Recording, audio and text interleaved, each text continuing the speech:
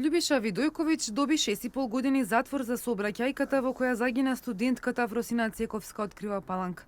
Судијата му изрече и забрана за управување на возило во траење од 1 година. Тој молчеше единствено, во судницата се слушаше плачот на мајката на Афросина. Од судница излегоа незадоволни и двете страни. Народ за 100 кебапи е посуден него за убиство е. Ова е катастрофа. И суд, ова е за мене нечиста работа. Рекоа дека Афросина поминала на црвено.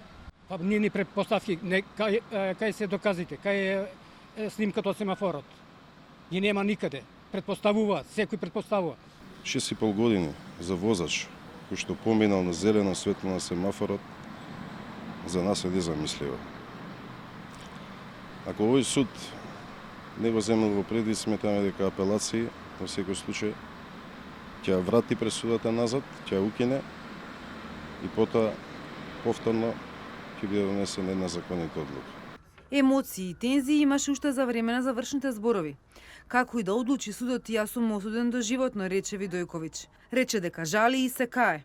По сообраќајката не застанал бидејќи бил во шок и стрес. Тоа дело го признава, но не и другото за загрозување на безбедноста во сообраќајот, бидејќи поминал на зелено на семафорот.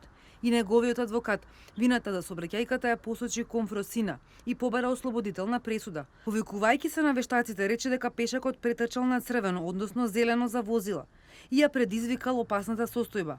А возачот во таква ситуација не можел да го забележи пешакот, па дури и да не бил под дејство на алкохол, нема да можел да ја избегне сообраќајката.